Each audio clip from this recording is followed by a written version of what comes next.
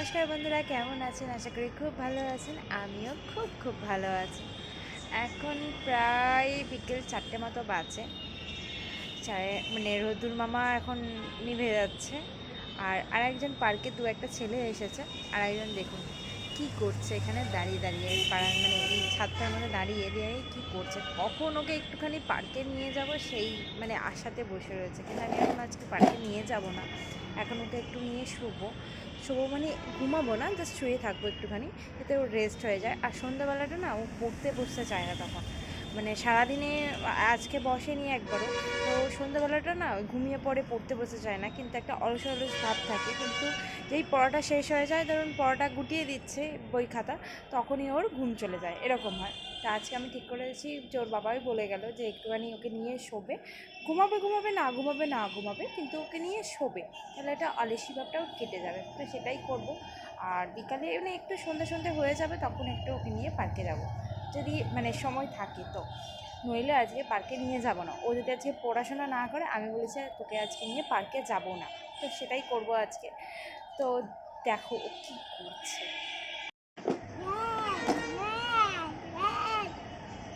কি করছো তুমি?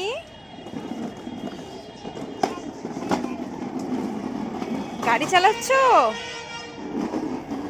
আর পার্কে এসেছে ছেলে? পার্কে এসেছে দাদারা? ও দেখো, নেই এ দেখো, পার্ক থেকে ছেলে চলে গেছে। ওই শুধু দোলনাতে দাদাগুলো আছে, ওরাও বাড়ি চলে যাবে বলছে। তুমি চলো একটু একটু শুয়ে পড়বে, চলো, তারপরে আমরা পার্কে যাব, ঠিক আছে? ঠিক আছে। কি গো, শুনতে পাচ্ছ? এই যাও, এখন একটা মালগাড়ি যাচ্ছে। ট্রেনগুলো যেতে না বেশ ভালো লাগে দেখতে। মালগাড়ি চলে যাচ্ছে, কি ভালো লাগছে না? যেন মনে হচ্ছে একটা সোনালি কালারের চাদর দিয়ে কেউ গাছগুলোকে মুড়িয়ে দিয়েছে, আর যেখানে যেখানে চাদর পড়েনি সেখানে সবুজগুলো যেন উঁকি মারছে। কী যে ভালো লাগছে, কি বলবো, খুব সুন্দর লাগছে। সব কিছু কি আর ক্যামেরা বন্দি হলে কি আর বোঝা যায়? নিজের চোখে যেগুলো দেখছি সেগুলো হয়তো কিছুটা হলেও ক্যামেরা বন্দি করছি, কিন্তু নিজের চোখে যেটা দেখছি সেটা সবটা হয়তো ক্যামেরার মধ্যে আসছে না। আকাশটাকে যেন কি ভালোই লাগছে, আর এই সূর্য অস্ত যাওয়ার সময় চারিদিকটা যেন একটা সোনালি কালারের চাদর দিয়ে মুড়ে গেছে। আমরা বেরিয়েছি একটু ঘুরতে। আমি ভেবেছিলাম 4টের সময়, 4:30টার সময় একটু পার্কে নিয়ে যাবো ছেলেকে, কিন্তু হঠাৎ করে অফিস থেকে ফোন করে বলে যে রেডি হয়ে নাও, 5 মিনিটের মধ্যে আমরা ঘুরতে যাব। তো কোথায় নিয়ে যাই দেখা যাক। স্টেডিয়ামের সেই এটা মাঠটা, এখানে মেলা বসেছে। এটা মেলা না কোনো অনুষ্ঠান হচ্ছে? মালদার কার্নিভাল।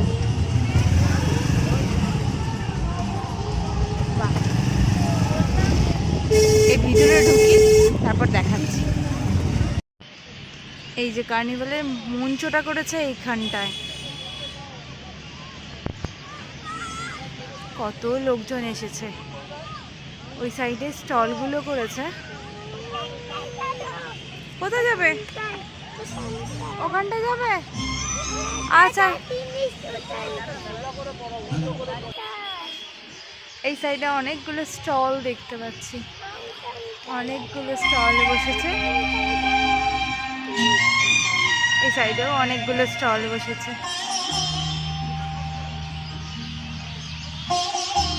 খুব সুন্দর করেছে। এখানে গান হচ্ছে, কত পাখিরা বাড়ি যাচ্ছে একদম ঝাঁকে ঝাঁকে। সুন্দর লাগছে আকাশটা, খুব ভালো লাগছে দেখতে। এই যে একজন এর উপরে উঠেছে, লাফাও জোরে জোরে। এটা ও কখনো ওঠেনি, এই প্রথমবার উঠেছে। জুতো খুলে দিয়েছি, শুধু মোজা পরে লাফালাফি করছে। যাই হোক, ও তৎক্ষণ করুক, আমিও স্টলগুলো ঘুরে দেখি। আবার তার আবদার এটাতে উঠবে। এই যে উঠছে, ওর দেখি। তাড়াতাড়ি ওঠ।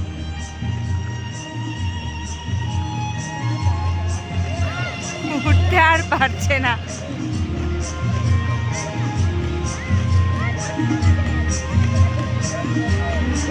ও একাই আছে, এখন সেরকম কোনো বাচ্চা আসেনি। ওঠ তাড়াতাড়ি ওঠ।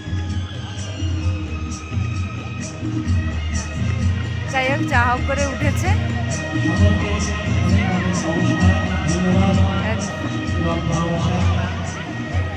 নামো। এই আবার আবার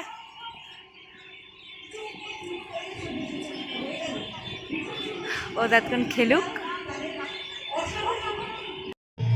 এই যে লাইন দিয়ে একদম অনেক স্টল বসেছে, অনেক ধরনের পুরনো জিনিসপত্র, মানে অনেক পুরনো ঘড়ি, অনেক কয়েন এবং কোন রাজার আমলে সেইগুলো সমস্ত কিছু এখানে কার্নিভালে এখানে দেখানো হচ্ছে।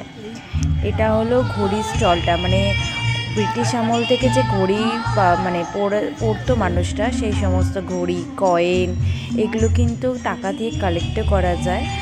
ওনারা সেটাও বলছেন যে কত ধরনের মানে কয়েন ছিল আগেকার রাজাদের, সমস্ত কিছু এখানে কিন্তু লেখা আছে। আমি প্রত্যেকটা একটা একটা করে ধরলে প্রচুর বড় ভিডিওটা হবে, তাই আমি একটা একটা করে ধরে ধরে কোনো কিছুই বললাম না। ওনাদের কাছে যখন গিয়েছিলাম ওনারা কিন্তু প্রত্যেকটা একটা একটা করে ধরে ধরে ওনারা কিন্তু আমাদের বোঝাচ্ছিলেন। খুব ভালো লাগছিল, কারণ হিস্ট্রি শুনতে সবারই ভালো লাগে, পুরনো দিনের গল্প শুনতে সবারই ভালো লাগে, তাই আমরাও একটু শুনছিলাম। ওখানে কিন্তু অনেক ধরনের পুরনো মানে এইসব রাজারা কীভাবে, ব্রিটিশরা কীভাবে ব্যবহার করতো, কি মেটাল দিয়ে তৈরি, সমস্ত কিছু কিন্তু ধরে ধরে ওনারা বলছিলেন। পানের ডাবর, তারপরে এখানকার এই যে ঝুমুর নাচ, তো সমস্ত কিছু কিন্তু ডক্টর সচিন সাহার মানে আন্ডারে এটা সমস্ত কিছু ছিল। এই যে পুরনো জিনিসগুলো সমস্ত কিছু কিন্তু ডক্টর সচিন সাহার মানে আন্ডারেই এগুলো ছিল। ওনারা সেই উদ্যোগেই এখন যিনি কর্মকর্তা আছেন তিনি সমস্ত কিছু এখানে দাঁড়িয়ে দাঁড়িয়ে সবাইকে বোঝাচ্ছিল। প্রথম থেকে যে ঘড়ি, মানে সোনার ঘড়ি থেকে শুরু করে এখনকার বর্তমানে যে সমস্ত ঘড়ি পাওয়া যায় সমস্ত কিছু ঘড়ি কিন্তু এখানে আছে।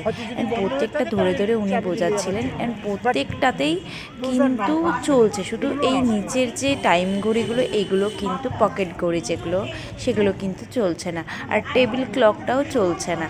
বাকি কিন্তু যে হাত ঘড়িগুলো কিন্তু প্রত্যেকটাতেই কিন্তু চলছে, এবং কোন অথরাইজে মানে কে তার মালিক সমস্ত কিছু কিন্তু লেখা আছে। আর এইটা হলো ব্রিটিশ আমলের তৈরি একটা ব্ল্যাঙ্ক মানে প্যাড। আর এখানে তৈরি হচ্ছে জিলাপিটি যেহেতু তৈরি হচ্ছে একদম গরম গরম, তাই আমিও এটা ভিডিও বানিয়েছিলাম এবং আমরা এটা খেয়েওছিলাম। এটা হলো ওই কড়াইয়ের ডাল দিয়ে তৈরি হয়েছিল ওনারা বললেন, কিন্তু খেতে কিন্তু দুর্দান্ত লাগছিল। সবাই কিন্তু 2-3টে করে খুব খাচ্ছিল। আমি প্রায় 3-4টে খেয়েই ফেললাম ওখানে দাঁড়িয়ে দাঁড়িয়ে, মানে বাড়িতে নিয়ে আসিনি, কিন্তু দাঁড়িয়ে দাঁড়িয়ে প্রচুর খেয়ে ফেলেছি। কি সুন্দর করে বানাচ্ছে, সেই বানানোটা দেখে কি ভালো লাগছে।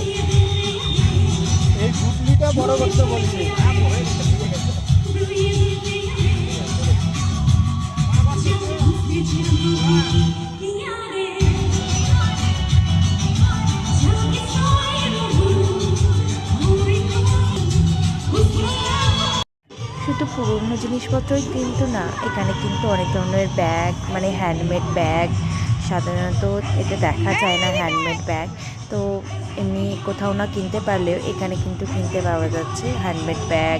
এখানে আইসক্রিমের দোকান বসেছে, অনেক ধরনের খাবার দোকান বসেছে, হ্যান্ডমেড জুয়েলারি, এগুলো হলো হ্যান্ডমেড জুয়েলারি। এখানে হ্যান্ডমেড অনেক ধরনের উলের অনেক জিনিসপত্র, তারপর বেতের জিনিসপত্র, হ্যান্ডমেড পাপোশ থেকে শুরু করে সমস্ত কিছু, এমনকি সুগন্ধি মানে সেন্ট যেটা সেটা, নেল পালিশ, ঘি, খাবারের অনেক ধরনের জিনিসপত্র সমস্ত কিছু হ্যান্ডমেডভাবেই এখানে বিক্রি করা হচ্ছে।